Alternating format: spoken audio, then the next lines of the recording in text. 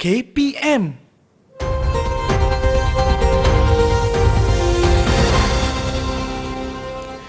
Assalamualaikum dan salam sejahtera bersama saya Syafiqah Hanafiah dalam Berita Didik TV.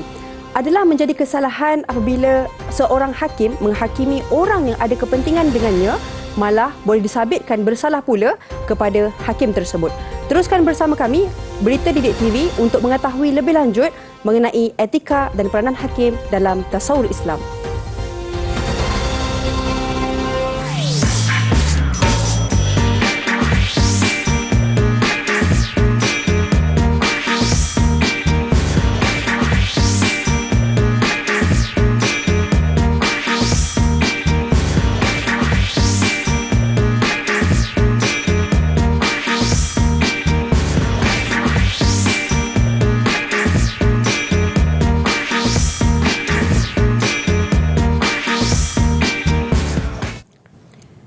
Kembali lagi bersama dengan kami di Didik TV KPM. Anda bersama dengan saya Syafiqah Hanafiah dalam slot menengah atas pada hari ini. Hari ini kita nak belajar mengenai dengan topik kita etika dan peranan hakim dalam mata pelajaran tasawur Islam khusus untuk murid-murid tingkatan 5. Dan bersama dengan kami di studio Ustaz Nur Erman bin Sungeb. Assalamualaikum Ustaz. Waalaikumsalam warahmatullahi wabarakatuh. Ustaz, apa khabar? Alhamdulillah sihat. Alhamdulillah. Jadi Ustaz merupakan guru daripada Sekolah Menengah Kebangsaan Permata Jaya, Batu Pahat, Johor. Dan bersama dengan kita juga jurubahasa isyarat kita, Cikgu Nur Farazila binti Abdul Rahim daripada Sekolah Menengah Pendidikan Khas Vocational Shah Alam. Assalamualaikum Cikgu.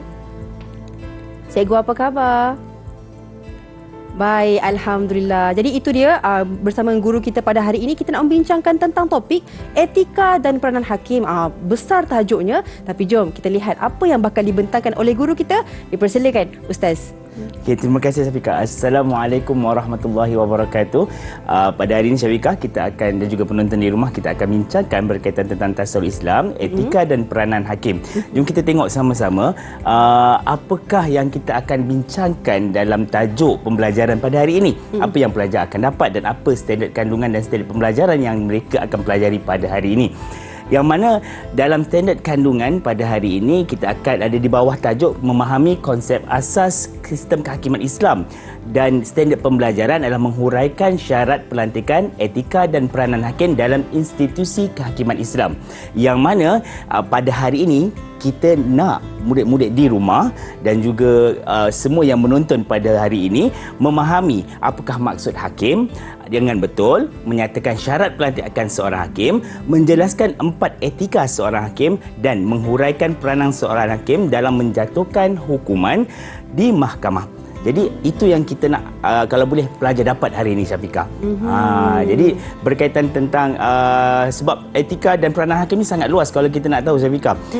Bila sebut pasal hakimnya memang sangat berat kalau kita tengok. Tapi kita hari ni kita chill-chill, kita relax-relax, kita tenang-tenang, kita happy-happy untuk mudahkan. Sebab kalau kita rasa berat, maka beratlah kita akan dapat. Kita akan bawa betul benda tu berat.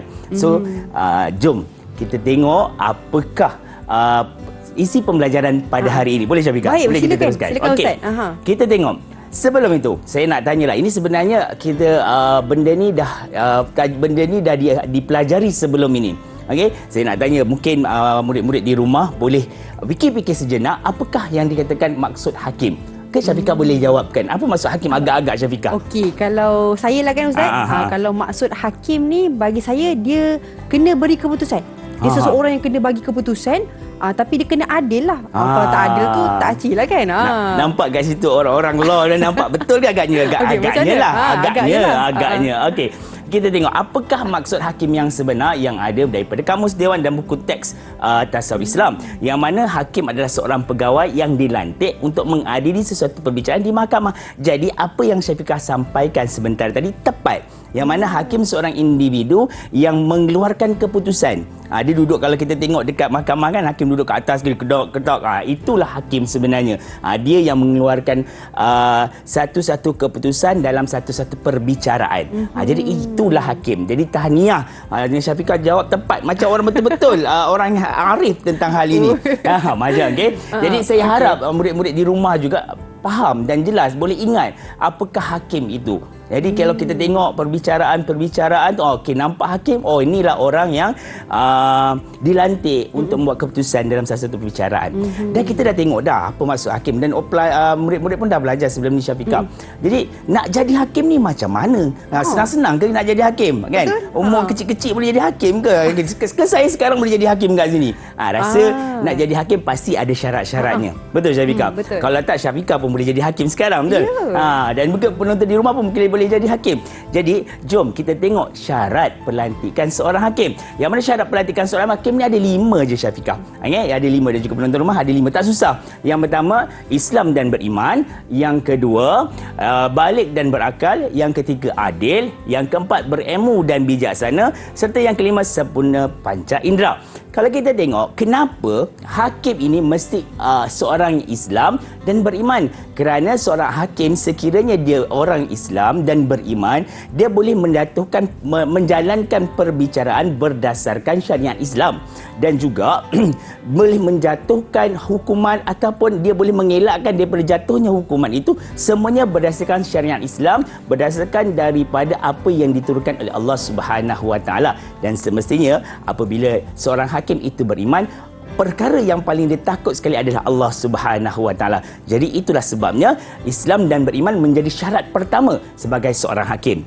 Yang kedua, nak jadi seorang hakim ni mesti baligh dan berakal.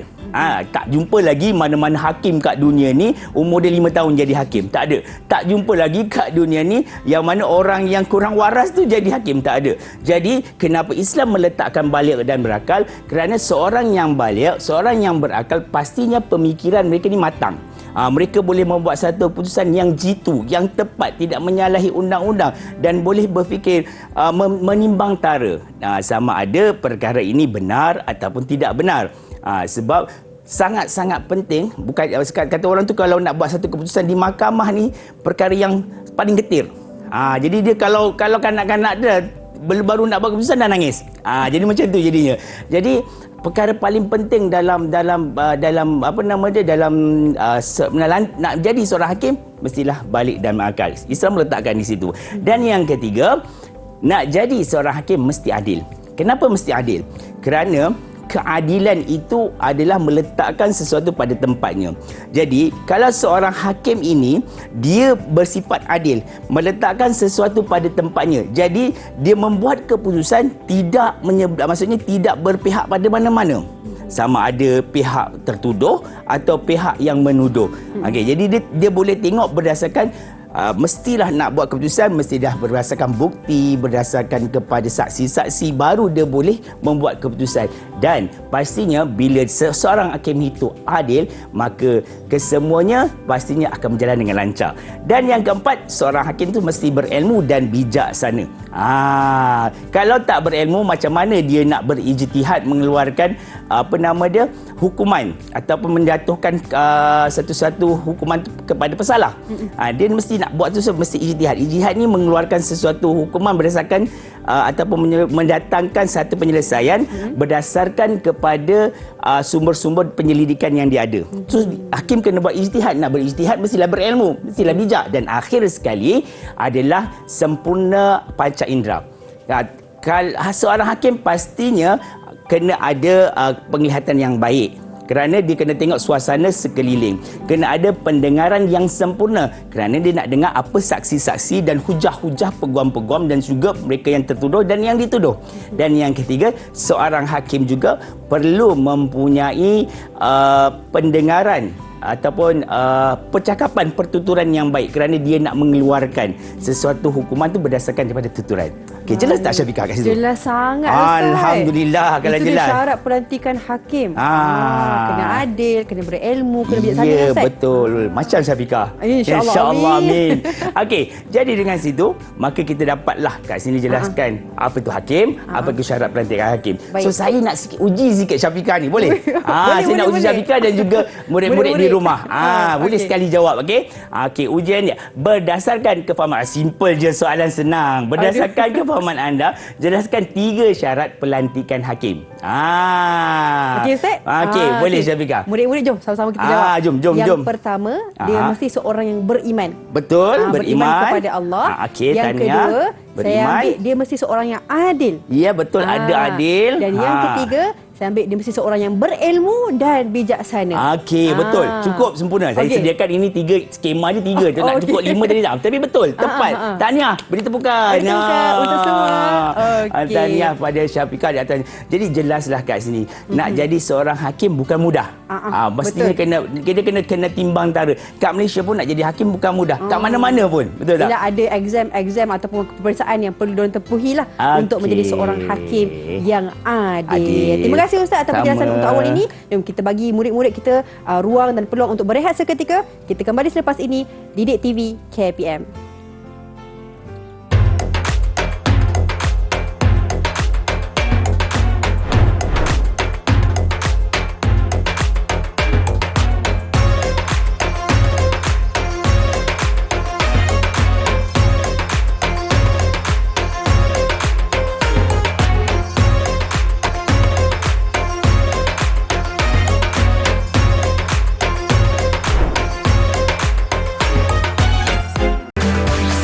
Didik TV KPM.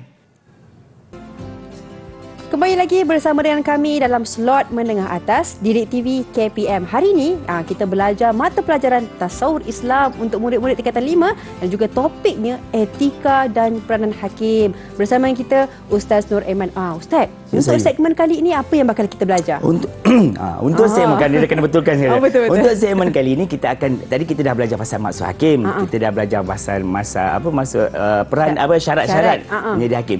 Untuk tajuk kali ini saya ada teka-teki untuk Syafiqah. Boleh jawab? Teka-teki. Boleh. Teka-teki awal dulu kan. Okey. Dalam hidup setiap manusia ni, perkara ini wajib dipatuhi, tetapi yang meninggalkannya tu ramai. Yang buat itu jarang-jarang, macam Piramli lah. Yang patuh itu kadang-kadang. Bukan Syafiqah aja, penonton di rumah pun boleh fikir sejenak, apakah yang saya cuba sampaikan ni? Okey. Ya, okey. Wajib dipatuhi, tetapi ramai yang meninggalkan dia. Dan buat tu pun jarang-jarang. Yang patuh tu lagilah kadang-kadang. Apakah ia? Saya jawab Ustaz. Okey. Jawapan dia ETIKA. Yes. Etika. Tapi yalah, soal etika ni betul, tahniah tepat sekali. Kita tepuk tanganlah sikit. Untuk sikit. saya rasa kat rumah pun dia dah meneka kan. Tepuk tangan untuk diri sendiri, okey. Ada pun kadang-kadang mesti etika ni apa? Semua orang pandai sebut etika. Semua orang boleh bercakap tentang etika, tapi etika ni sebenarnya apa? Kan, apa sebenarnya yang dimaksudkan etika? Jom sama-sama dengan saya kita pelajari tentang apa itu etika dan apa itu etika hakim pada hari ini. Jom, sebelum kita masuk etika hakim, ya Syafiqah, kita tengok apakah yang dimaksudkan dengan etika. Apakah yang dimaksudkan dengan etika? Agak-agak Syafiqah dan penonton di rumah, etika ni apa? Kena lagi. Kena lagi. Etika ni macam adab ataupun sifat seorang hakim tu sendiri? Ya, betul. Tepat sekali. Tak sia-sia Syafiqah jadi pengacara pada hari ini. Okey. Jadi etika itu dari segi bahasa kita lah. Etika tu adab, akhlak ataupun apa yang hakim nak kena buat, ataupun senang cakap kalau kat sekolah dipanggil disiplin dan sebagainya. Jadi kita tengok dari segi kamus dewan, etika ni apa? Etika adalah prinsip moral atau akhlak atau nilai-nilai akhlak yang menjadi pegangan seseorang individu atau sesuatu kumpulan, persatuan, pekerjaan. Maksud itu etika. Maksudnya senang cakap, etika ni adalah disiplin lah. Sesuatu yang mesti kita patuh. Kalau dalam Islam dipanggil sebagai akhlak.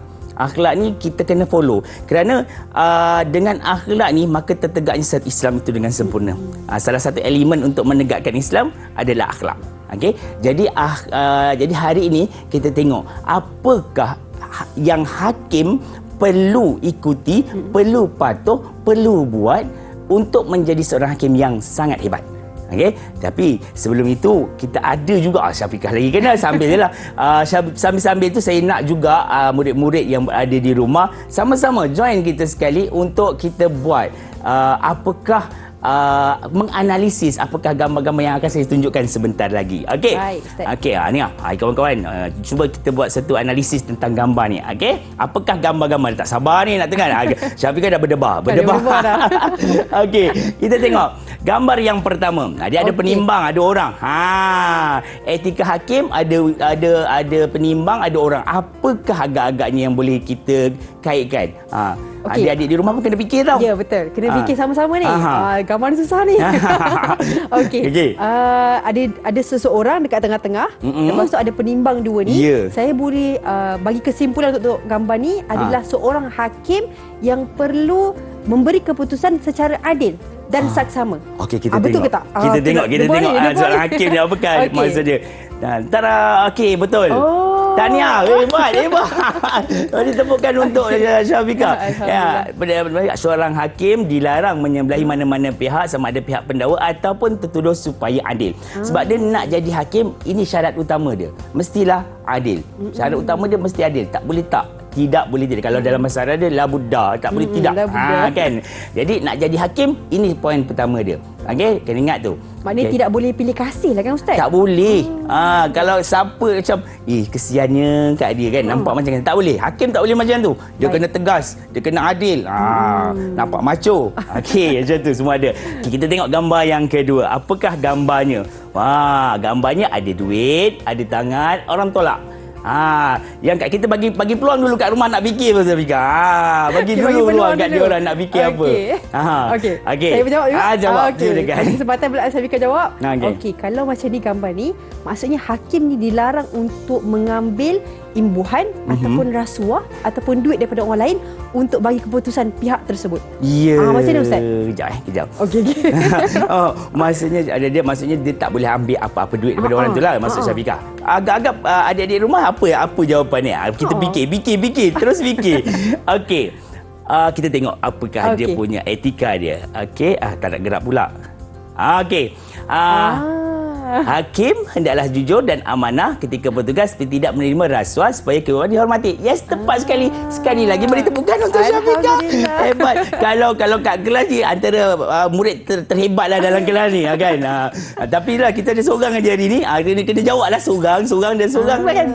Jadi etika hakim yang kedua adalah mestilah hakim itu jujur dan amanah, tidak ambil rasuah. Boleh juga kalau orang tanya kita nak jawab apa etika hakim yang kedua? Tak ambil rasuah pun tepat, boleh, betul. Okey. Jadi tadi yang pertama adalah adil, yang kedua jujur dan amanah. Nah, kita tengok gambar yang ketiga pula. Dia agak mendebarkan rasanya. Okey, terus tengok tau yang kat rumah, jangan lari. Okey, yang ketiga. Ada ibu, ada bapa, ada anak-anak. Jadi, apa kaitan gambar ini dengan etika hakim? Susah ni dia agak kibat sikit kat sini. Okey, kalau Syafiqah punya pendapat lah kan, untuk yang ni, hakim ni dia tak boleh terlampau orang kata apa, expose Ustaz. Maksudnya tak boleh terlampau bercampur dengan umum. Maksudnya dia kena ada prinsip sendiri, ataupun dia more kepada orang kata macam mana Ustaz? Dia dan keluarga dia sendirilah Ustaz. Saya tak tahulah Ustaz. Okey. Kali ni dia agak macam terkucil sikit. Tapi kita tengok. Jadi manusia mana boleh tepat selalu, betul tak? Tak boleh tegak je. Dia ada juga ke kanan dan ke kiri. Jadi jawapan Syafiqah tadi lebih kurang kata hakim ni masih ada dalam lingkungan dia sendiri, maksudnya dengan keluarga dia je. Tapi apakah jawapan yang sebenar dalam etika kehakiman? Adakah hakim tu boleh duduk dalam keluarga dia je? Okey, jom kita tengok. Okey.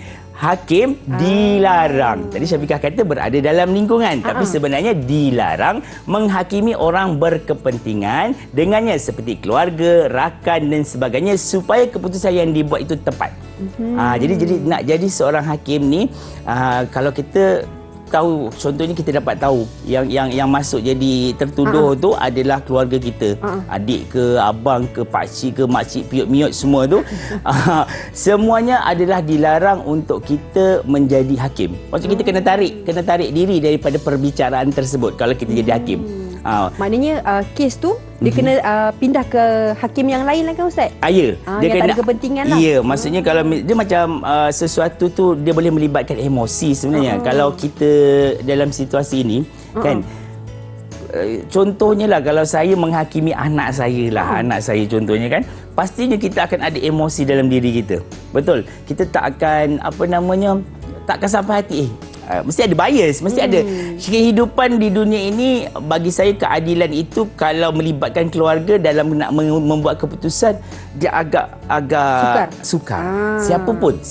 Betul, Ustaz. Boleh melibatkan. Ia sebab dah ada sayang, ada memang kasih sayang kepada anak tersebut, keluarga tersebut. Tapi sebenarnya bukan hanya keluarga je. Kalau ianya tunang pun, siapa pun yang memang ada berkaitan, memang sangat berkepentingan dengan dia, memang tak boleh. Jadi kita kena perlahan-perlahan untuk tidak menarik diri. Maksudnya kita boleh kita buat bukan resign lah, maksudnya kalau resign tu berhenti terus je dah. Maksudnya kita kena kita kena slow untuk undur diri daripada tu. Biasanya penghakiman, bab-bab penghakiman mereka dah faham lah. Judisiari memang dah tahulah hal ini. Jadi memang dia akan tolak, kita akan tengok hakim ni ada tak background belakang ni, siapa yang menjadi pesalah ni, siapa. So kalau tak ada kena mengenai hakim tu, dia akan on terus. Dia akan teruskan lah. Jadi etika kita dah ada 3. Yang pertama apa tadi? Yang pertama tu tak adil. Yang kedua tadi jujur dalam amanah. Yang ketiga adalah tidak menghakimi orang yang berkepentingan. So dia ada satu lagi etika. Ada satu lagi? Ada satu lagi. Baik, apa dia? Etika ni kan hakim wajib ikut. Apa dia yang kena gambar juga. Jadi kena kita tengok juga gambar dia. Apakah gambar yang akan kita tunjukkan pada hari ini? Adik-adik di rumah jangan lupa terus tengok, terus fikirkan juga. Jangan bagi Kak Syafiqah ni seorang-seorang berfikir. Okey. Kita tengok yang keempat. Memang terus berfikir dia dalam kepala kan. Dia terus berfikir di situ. Okey. Jadi dia ada gambar orang, ada tanda soal kat belakang tu. Nak jadi seorang hakim, kenapa kena ragu-ragu ke? Kena berfikir banyak ke?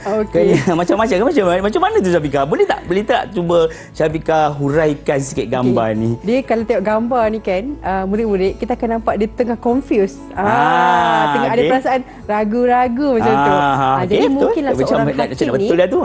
dia mungkinlah kan Ustaz, dia tak boleh mensabitkan hukuman kalau contohnya bukti yang dihadirkan kat mahkamah tu masih lagi tidak mencukupi, orang kata tidak melebihi beban yang sepatutnya. Maksudnya tidak sampai tahap yang dia boleh bagi, dia maksudnya ragu-ragu lah kan Ustaz. Saya pula yang terpana dengan jawapan tu. selagi ragu-ragu, selagi tak boleh. Kena datangkan bukti yang kukuh lah. Okey, maksudnya daripada gambar ni, seorang tu kalau ada ragu-ragu, dia tak boleh lah nak meneruskan nak buat keputusan apa semua. Okey. Macam tu Ustaz.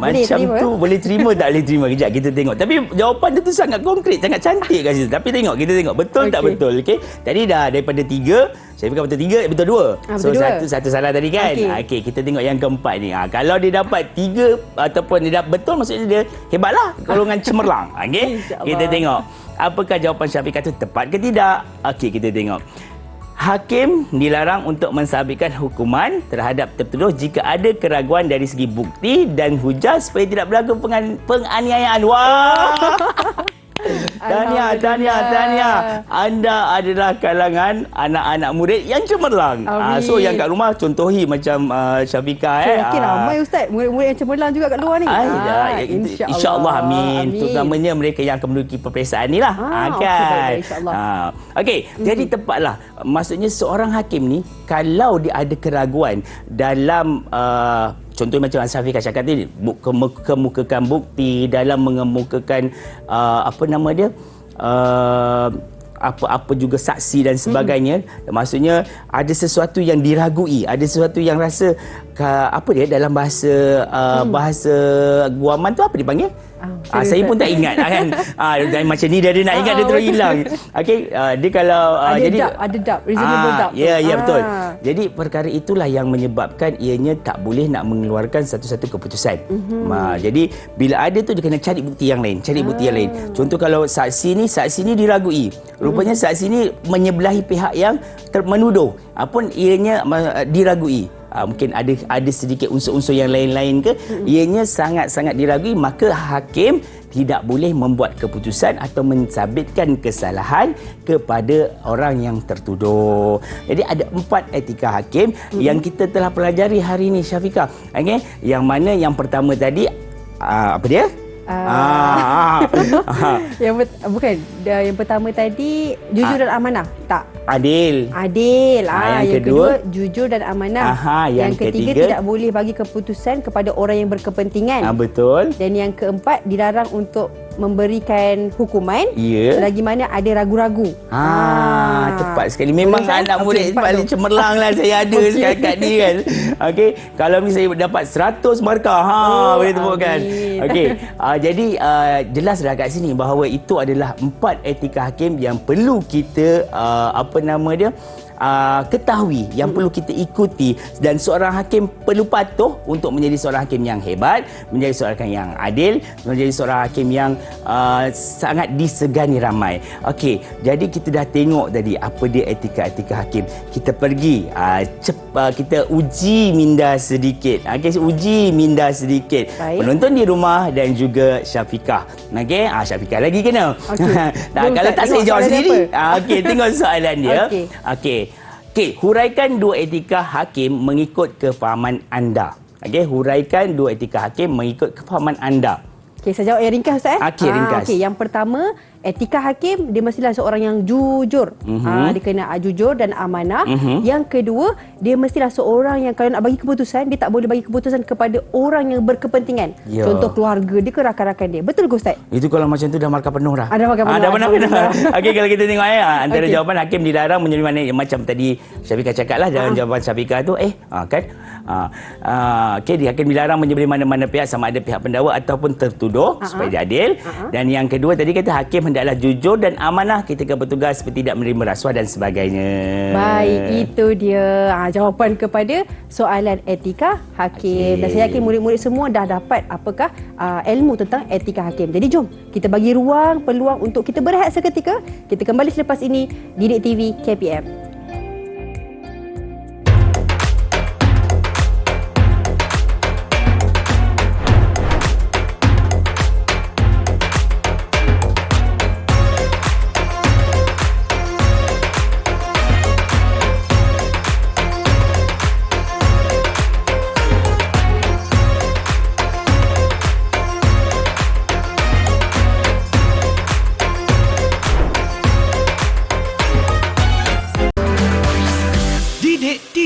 KPM. Kembali lagi bersama dengan kami di Didik TV KPM. Anda bersama dengan kami dalam slot menengah atas. Hari ini kita belajar mata pelajaran Tasawur Islam untuk murid-murid tingkatan 5 dengan topik etika dan peranan hakim. Jadi Ustaz, untuk segmen kali ini apa yang bakal dikongsikan? Dipersilakan. Cantik soalan tu. Saya suka soalan-soalan begini daripada Syafiqah.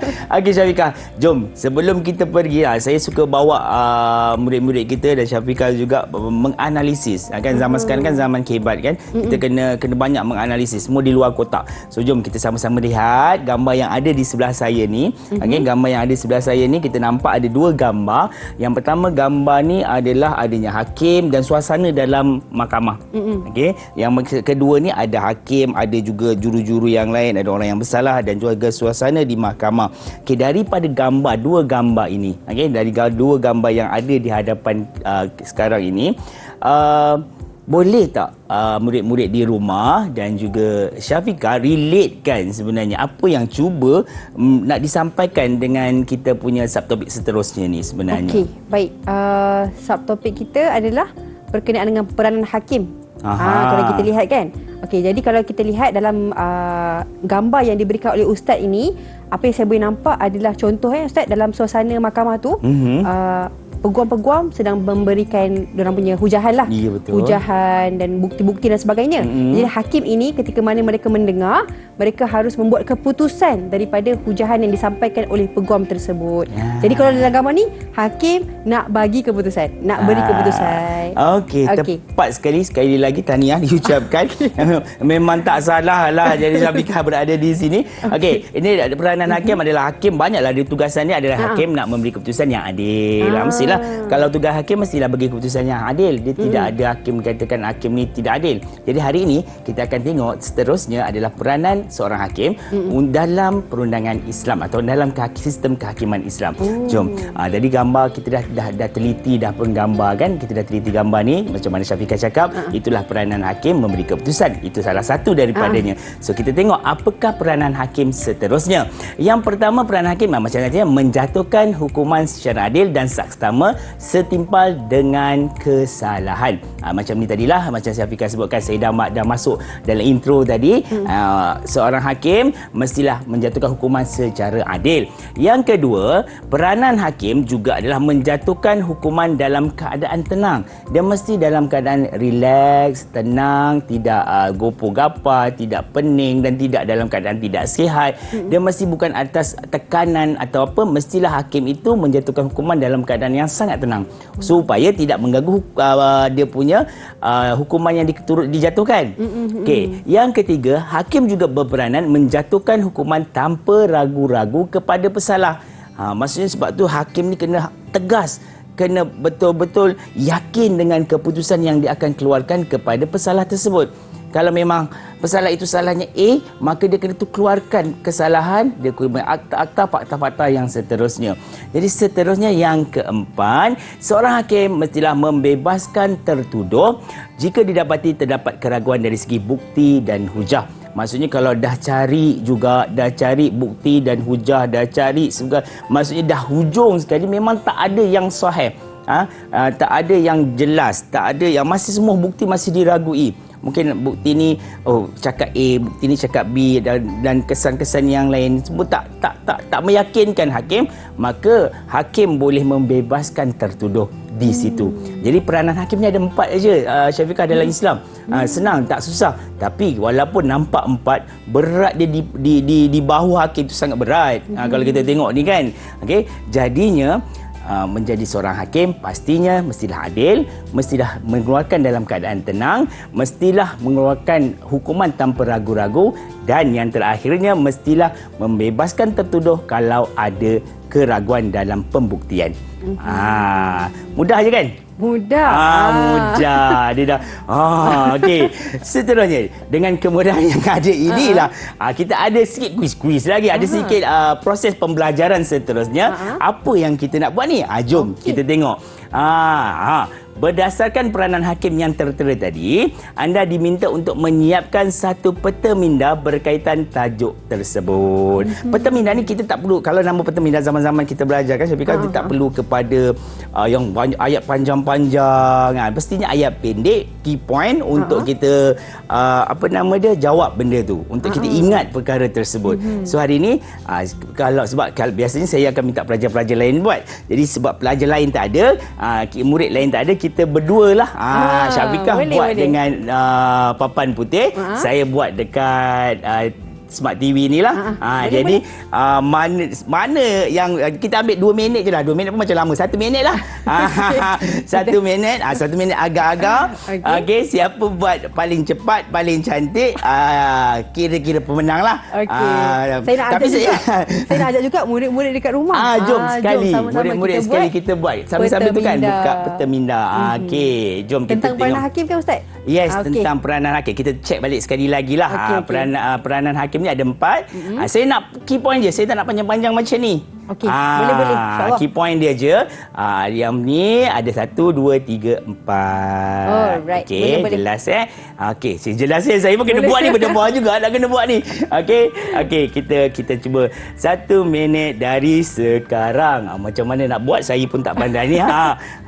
Saya mula dulu, Ustaz. Okey, teruskan, tak apa. Mana ni? Bismillahirrahmanirrahim. Okey, bismillah. Apa yang saya nak buat ni? Okey, untuk peranan hakim kan, Ustaz kan? Jadi murid-murid kat rumah pun kita buat sekali, buat cantik tau. Ya, buat cantik-cantik. Senang nak buat nota nanti. Sebab saya suka nota yang cantik. Saya memang suka, kalau pelajar saya tahulah, memang saya suka nota yang cantik. Tapi saya pun buat tak apa-apa nak cantik. Tak apa, Ustaz, kita sama-sama buat, Ustaz. Jadi kiranya, Ustaz, peranan hakim ni sangat-sangat besar lah kan, Ustaz kan? Sangat besar dan sangat berat, Syafiqah. Sangat berat sangat berat. Menjadi seorang hakim ni sangat berat lah. Maksudnya Tak boleh mudah-mudah sahaja bagi keputusan. Ya, betul. Tak boleh semudah-mudah itu untuk bagi keputusan. Macam mana saya nak buat ni? Bolehlah kan?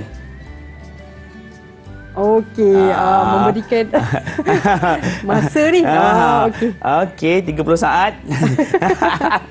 Okey, yang kedua. Adik-adik buat juga, jangan tak buat. Buat kat rumah tau. Jadi kalau untuk pengetahuan Syafiqah, seorang hakim itu sebenarnya dia bukan sahaja perlu adil, tapi dia juga perlu jujur. Dia perlu tengok tulisan Arab. Alamak, kalah lah saya. Okey, dia perlu pelbagai lagi untuk menjadi seorang hakim. Dan dia sangat berperanan penting dalam mana-mana mahkamah. Kan. Yelah kan Ustaz, sebab kalau contoh Ustaz bukti tu tak kukuh lagi Ustaz. Ya, betul. Tiba-tiba dia bagi keputusan disebabkan dia ada rasa macam kesian. Kan kesian kan? Maksudnya contohlah rupa-rupanya pesalah yang lain tidak diberikan hukuman. Pesalah tersebut yang sepatutnya tak bersalah tapi dijatuhkan hukuman. Bahaya macam tu. Itu kan? sangat bahaya. Itu yang sangat-sangat bahaya berlaku di atas muka bumi ini sebenarnya. Dia jadi penganiayaan. Penganiayaan zalim. Zalim dalam Islam kan tak boleh kan? Okey, saya dah lupa. Okey. Saya belum siap. Sikit lagi. Apa Ustaz? Okey. Okey, the last one. Akhir sekali. Kalau contoh kan Ustaz, kalau contoh sesuatu kes tu kan Ustaz, kalau tak ada bukti yang kukuh, apa yang patut hakim buat Ustaz? Hakim kena cari jugalah. Maksudnya dia kena cari, patut kalau tak ada bukti yang kukuh tadi, kalau bukti itu diragui, maksudnya dia kena akan cari saksi, cari bukti-bukti yang lain. Tapi kalau memang dah tak jumpa, dia akan pergi kepada peranan hakim yang keempat. Peranan hakim yang keempat, hakim boleh bebaskan orang yang diragui. Itu dia. Nampak tak di situ? Nampak. Ya Allah, nampak perbezaan langit dan bumi. Okey. Okey. Nampaknya dah siap kan? Syafiqah dah siap. Okey, sebenarnya perteminan ni dah lama kita amalkan daripada dulu. Sekarang dia ada banyak lagi, bukan sekarang perteminan, ada petaiting dan sebagainya. Tapi saya lebih guna suka perteminan ni sebab dia luas. Okey, dia luas. Okey, saya cerita sikitlah apa yang Syafiqah cuba huraikan dengan perteminda Syafiqah tu. Sikitlah. Baik, okey. Saya suka awan. Saya buatlah guna awan. Kalau adik-adik suka bintang ke, boleh guna bintang sebagainya. Okey. Jadi topik dia peranan hakim. Lepas tu yang pertama, dia mestilah seorang yang adil. Kenalah seorang yang adil. Yang kedua, dia mestilah seorang yang tenang. Kalau contoh nak buat keputusan, tenang. Ya, tak bolehlah contoh baru balik pasar dengan keadaan yang gopoh-gopoh tu bagi keputusan. Tidaklah boleh begitu. Okey, yang ketiga, mestilah membuat keputusan dengan tiadanya keraguan. Maksudnya jangan ragu-ragulah dengan bukti yang ada semua. Dan yang keempat, kalau contoh bukti yang dihadirkan oleh peguam-peguam ada juga masih ada ragu-ragu, perlulah untuk membebaskan pesalah tersebut. Dan ini saya nak gambarkan bahawa peranan hakim sangat-sangatlah besar dan penting. Macam tu Ustaz. Hebat. Macam pembentangan dekat sekolah dia rasa juga kan. Okey, kalau saya pula saya pilih pokok, sebab pokok dah menunjukkan peranan hakim tu sangat penting sebab pokok tu jati diri kuat. So macam itulah. Sama juga ceritanya lain, cuma jangan tengoklah dia buruk sikitlah. So jadi kat sini kalau kita buat pertandingan terang-teranglah Syafiqah menang. So bagilah dia 100 mahal kata bukan. Tahniah diucapkan kepada Syafiqah. Jadi jelaslah kat sini Syafiqah bahawa peranan hakim ni sangat penting. Peranan hakim ni ada 4 tadi, adil, tenang, tak ragu-ragu, dan juga dia bila ada sesuatu yang meragukan dalam saksinya ke dalam pembuktian, maka dia tidak boleh menjatuhkan hukuman dan boleh melepaskan tertuduh. Dan hakim memang sangat-sangat memerlukan perkara-perkara ini untuk menjadi hakim yang hebat. Itu dia penjelasan daripada Ustaz mengenai dengan peranan hakim yang sangat-sangat berat, tapi saya yakin ada orang-orang yang hebat untuk menjadi seorang hakim. Pastinya. Jadi Ustaz, kita bagi ruang, peluang untuk murid-murid kita berehat seketika. Kita kembali selepas ini Didik TV KPM.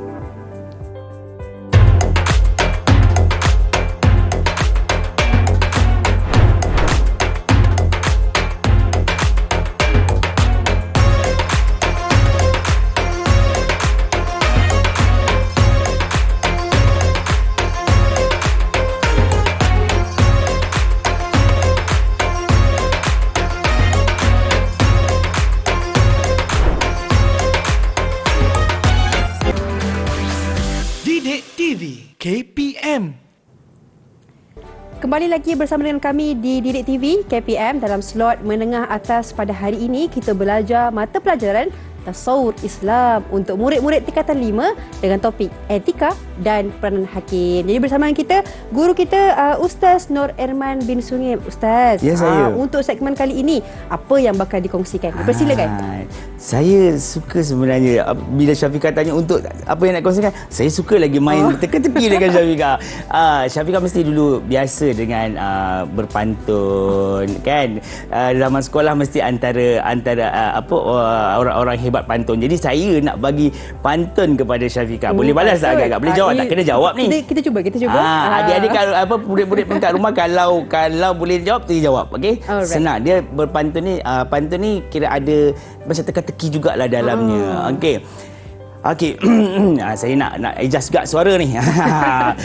Terbang sejoli si burung merpati hinggap bersarang di dahan angsana.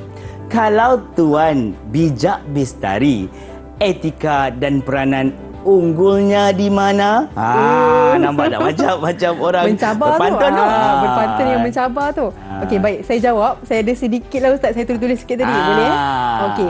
Jawab je. Melayang-lelayang di atas awan, menjadi mainan si anak kecil. Pastinya saya bijak dan rupawan. Unggul keduanya sifat adil. Tahniah. Betul. Memang tak boleh lawan Memang hebatlah kita.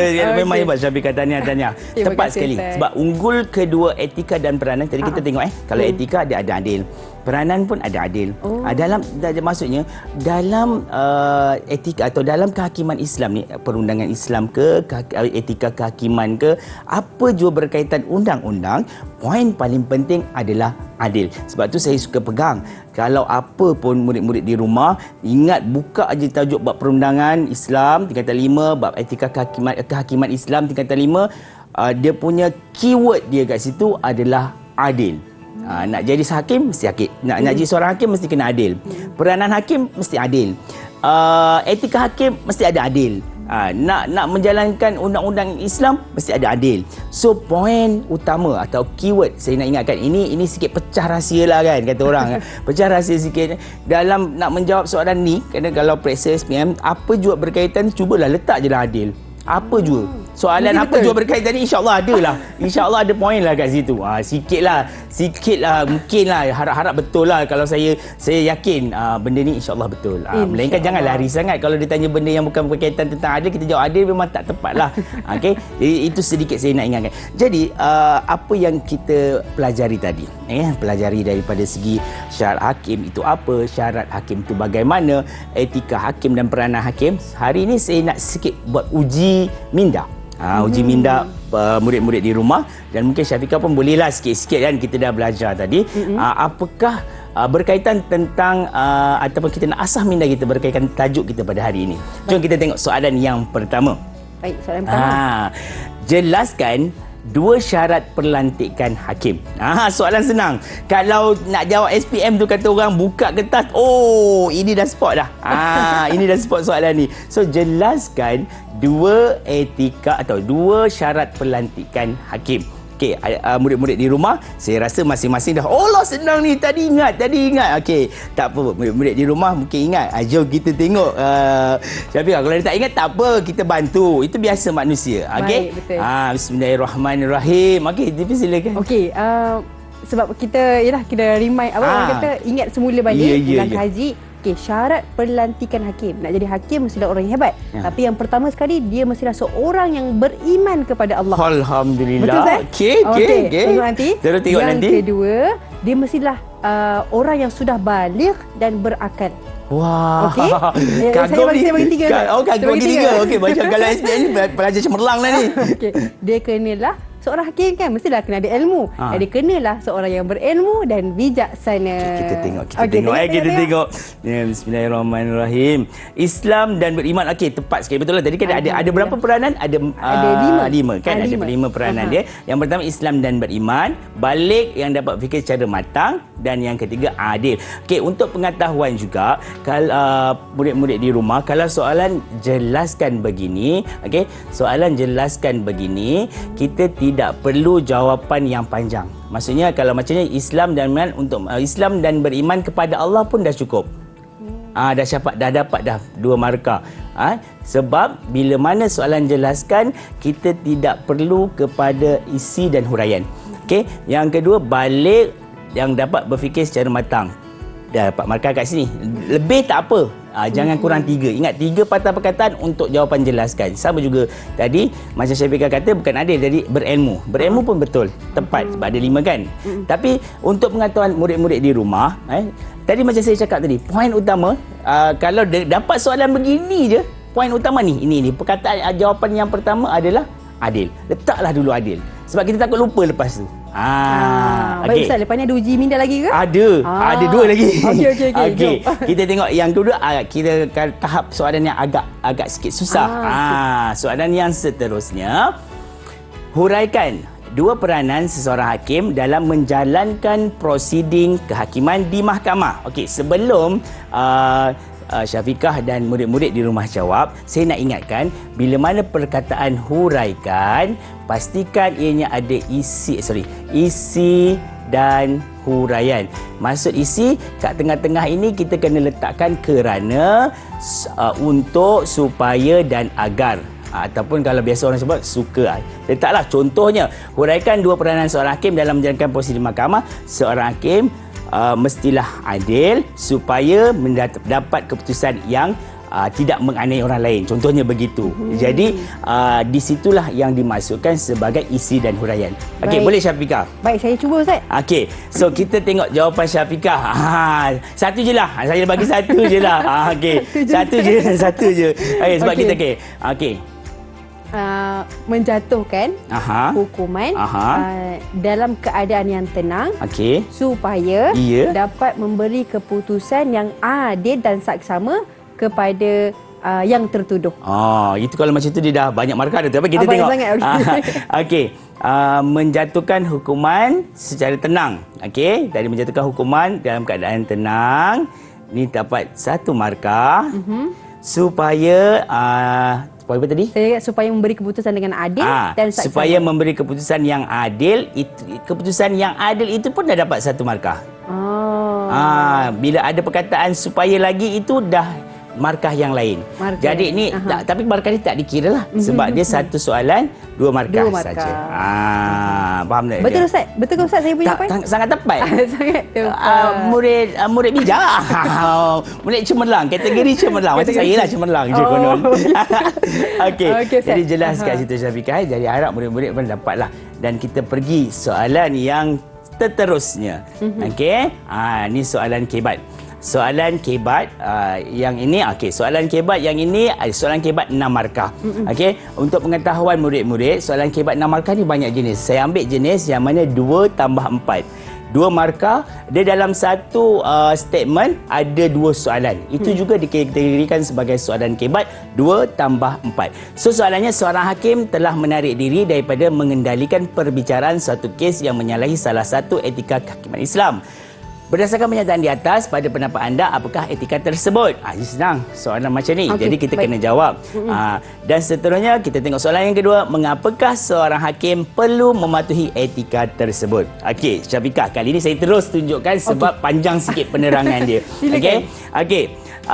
Yang mana kalau yang pertama kita kena jawab, kita tengok soalan dia kata etika tersebut. So etika yang berkaitan tentang ni tadi apa? Menarik diri. Yes, hakim perlulah menarik diri, atau hakim hendaklah dilarang untuk menghakimi orang yang berkepentingan dengan dia. Okey, kat situ dia dah dapat 2 markah kat sini. Okey, jadi dah 2 dah kat situ. Poin dia dah ada.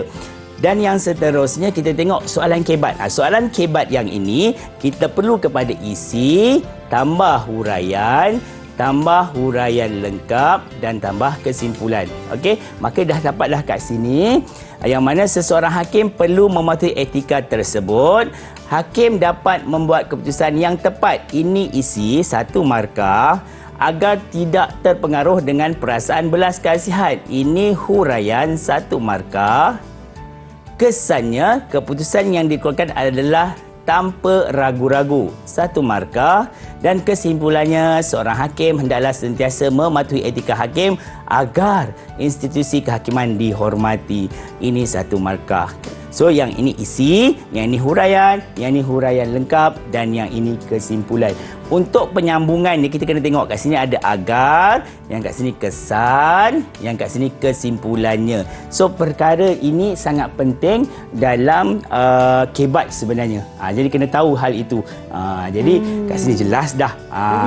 Maka berakhirlah dia punya jawapan untuk soalan kebat di sini. Itu dia penjelasan daripada Ustaz. Jadi Ustaz, kalau Ustaz boleh kongsikan sedikit rumusan untuk hari ini Ustaz. Okey, alhamdulillah. Max, nampaknya kita dah habis dah kita belajar, dah ada pengukuhan berkaitan tentang etika dan peranan hakim. Sesungguhnya etika dan peranan hakim, saya ingatkan sekali lagi pada murid-murid di rumah bahawa poin penting, keyword poin penting adalah perkataan keadilan ataupun adil.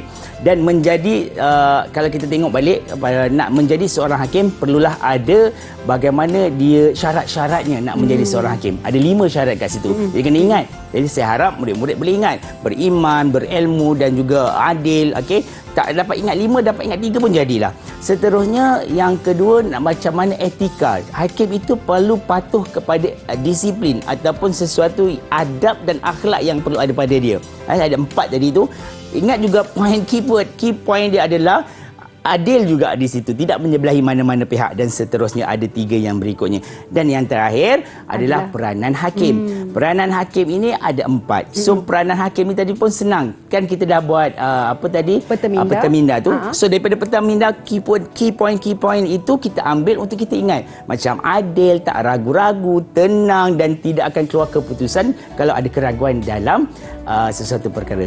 Jadi nak menjadi seorang hakim, kita kena patuh kepada semua perkara tersebut. Baik, itu dia rumusan daripada Ustaz. Ustaz, hari ini saya jadi murid Ustaz ni. Mungkin Ustaz boleh bagi prestasi keseluruhan lah. Okey. Macam mana? Sepanjang kita punya pembelajaran daripada awal sehingga tadi, saya selalu sebut tahniah Syafiqah tergolong dalam kalangan pelajar cemerlang. Beri tepukan untuk Syafiqah. Tahniah. Jadi saya Ustaz, hadap di rumah pun sama. Ya, betul. Dengan murid-murid dekat rumah pun sama juga cemerlang pada hari ini, insya-Allah. Jadi Ustaz, kalau contohnya murid-murid nak cari sumber rujukan berkenaan dengan topik kita pada hari ini, macam mana Ustaz? Kita boleh tengok kepada sumberku. Ya, maksudnya portal Delima Sumberku. Yes, portal Delima Sumberku. Betul. Jadi Ustaz, terima kasih banyak-banyak untuk perkongsian pada hari ini. Cukup jelas mengenai etika dan peranan hakim dalam institusi kehakiman Islam. Terima kasih juga kepada murid-murid yang menonton kami hingga ke hujung siaran. InsyaAllah kita berjumpa lagi lain hari. Assalamualaikum warahmatullahi wabarakatuh. Bye-bye.